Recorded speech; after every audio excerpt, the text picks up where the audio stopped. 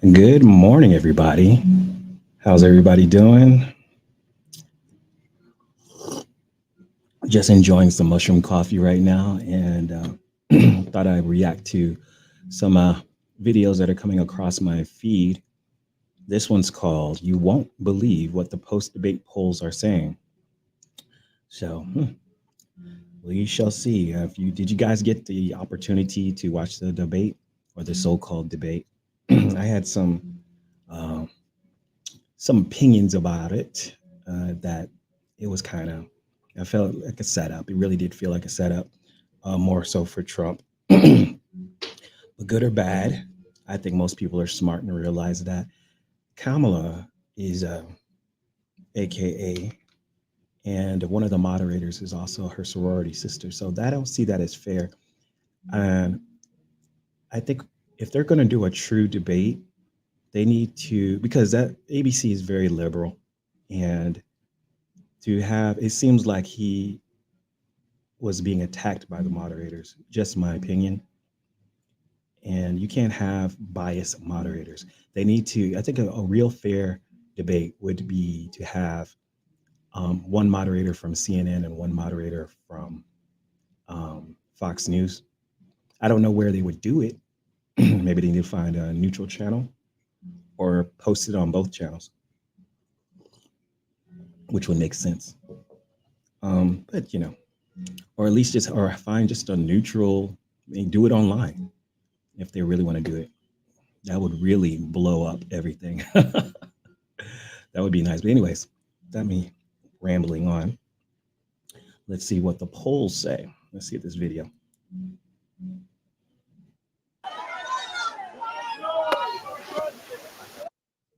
Oh, it's going slow. That was-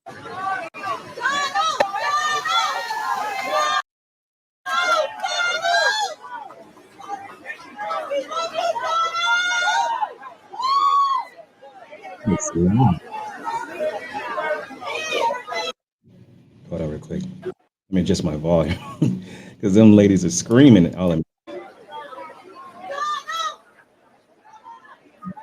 If she doesn't stop screaming,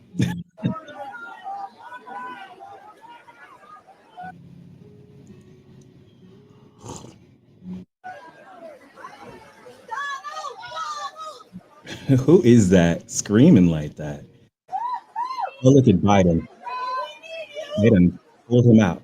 They done pulled him out of the basement. Pulled Joe Biden out. Look at this. Joe Biden looks really, really tired.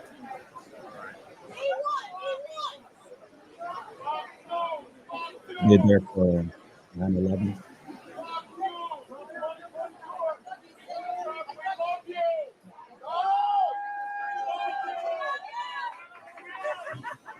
That's gotta feel.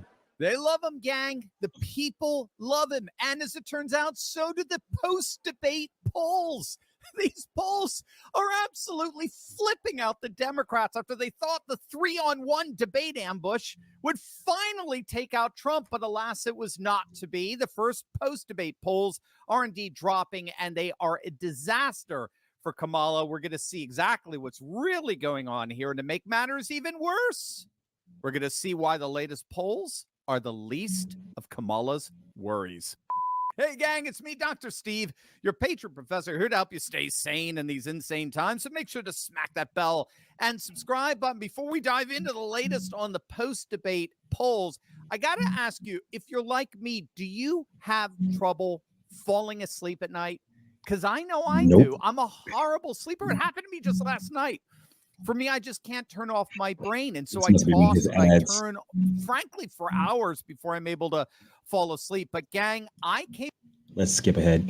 Blatant election interference on the part of these so-called moderators at ABC. They have forever. I agree. They've completely ruined their careers from this point forward, at least for half the nation.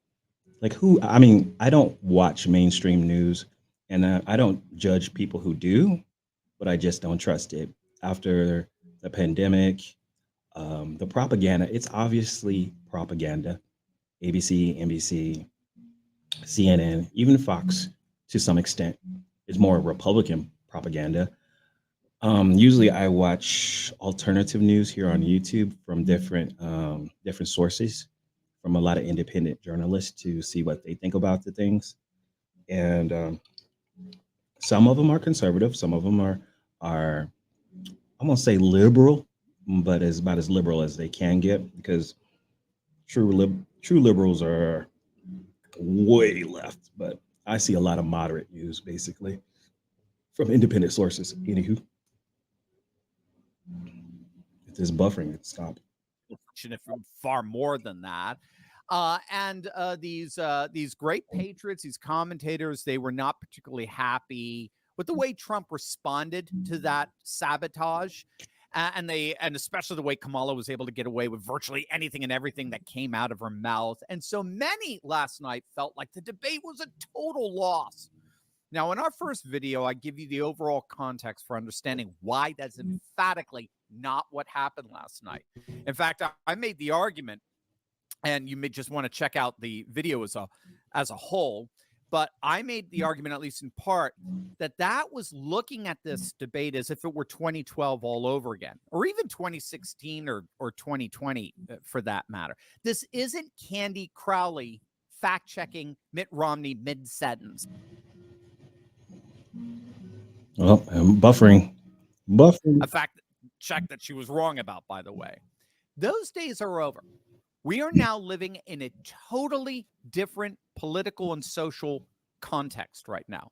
It's not just that voters simply don't trust the media anymore. They didn't trust the media much in 2012 or 2016. I mean, they really don't trust the media today. All the polls, particularly the Gallup bought and paid for media trust, show that trust and confidence in legacy sponsored media by Pfizer is at its literal rock bottom. I mean, it has fallen to its lowest level ever.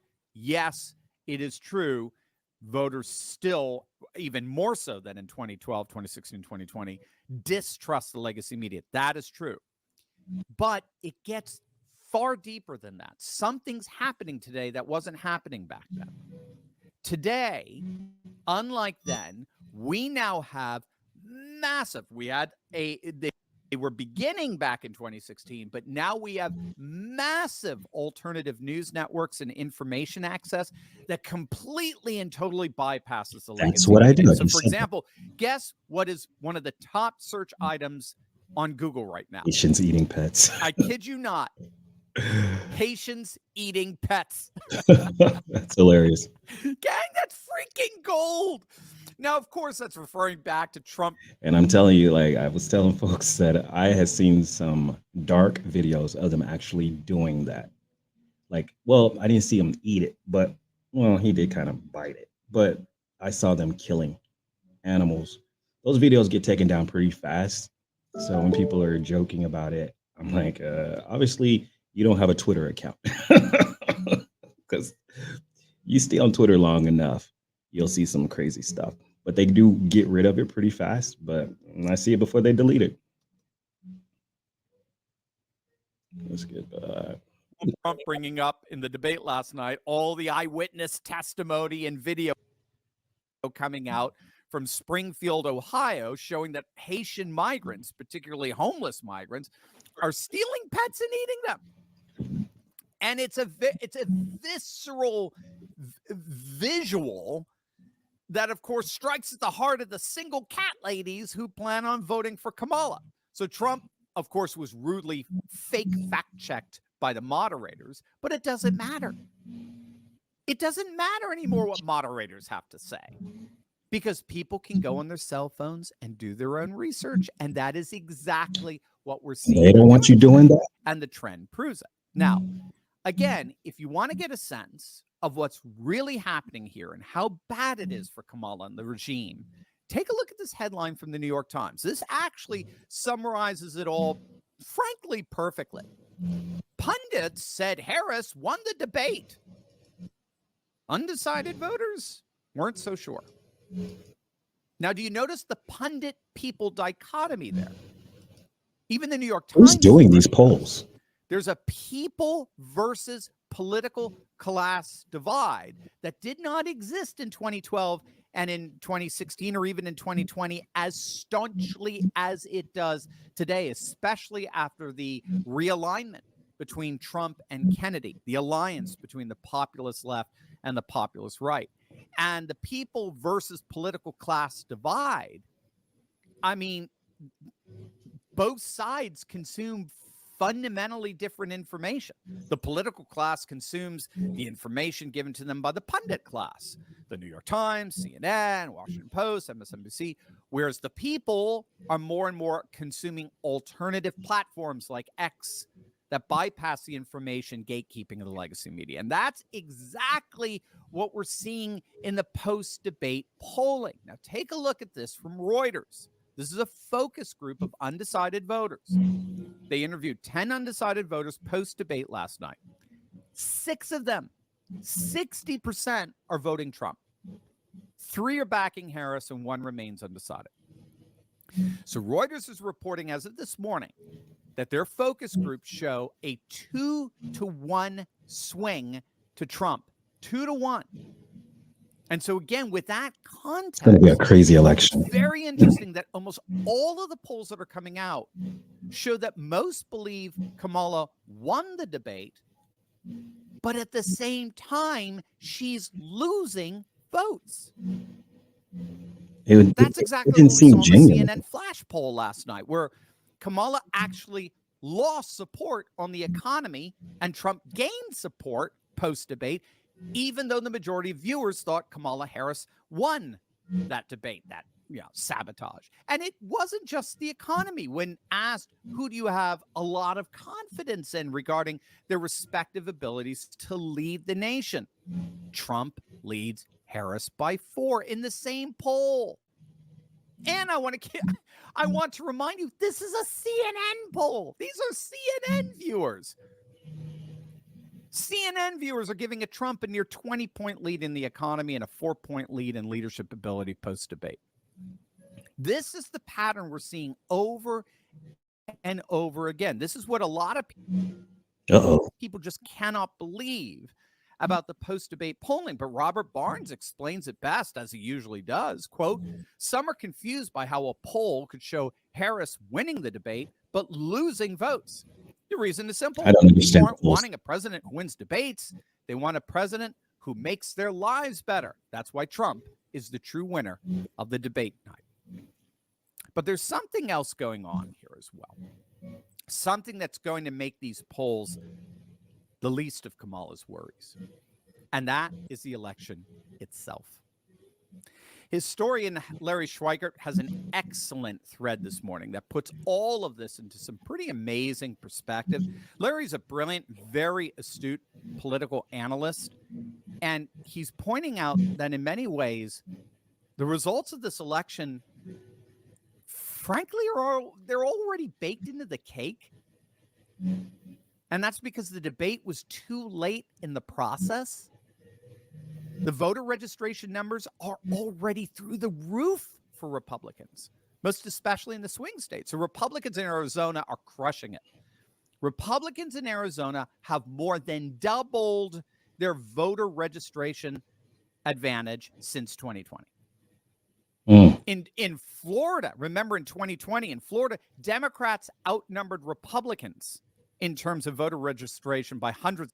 I think the real issue here is going to be all the illegal immigrants that the Democrats allowed to come into the country, because those people are going to be voting, even though they're not supposed to.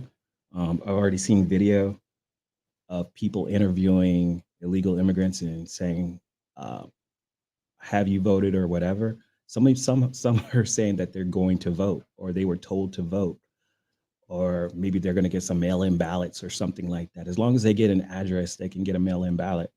So there's going to be some craziness going on to swing some of the states. So voter fraud definitely is going to happen. I don't put anything past politics, but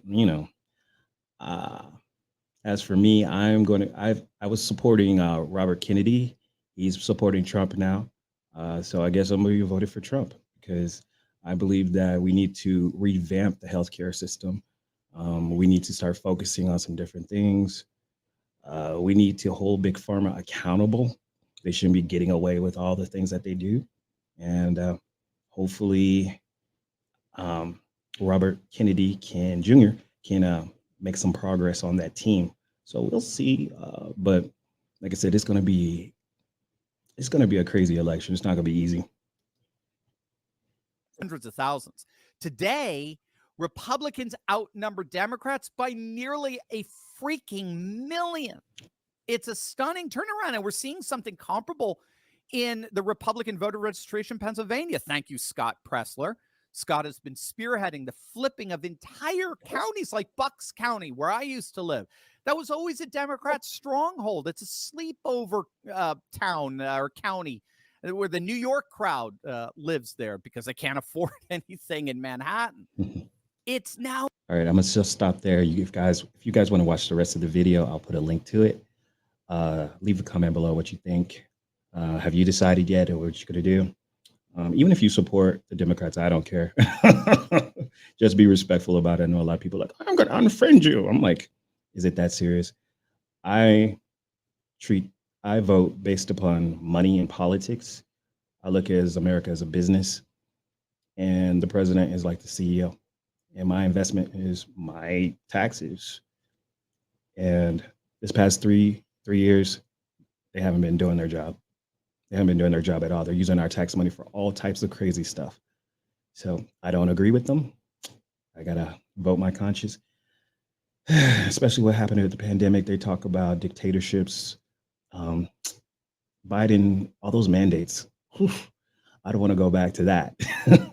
Mandates and making people lose their job because you know they didn't do a certain thing. Yeah, yeah. When they did that, I said I'm not voting for a Democrat again. Never again. Well, maybe not never. It depends who they put in there.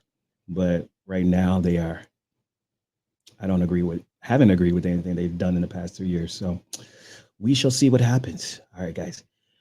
Leave me a comment below. Make sure you subscribe and like this video and give me your opinion. Because if you don't do it, then who will? Talk to you guys later.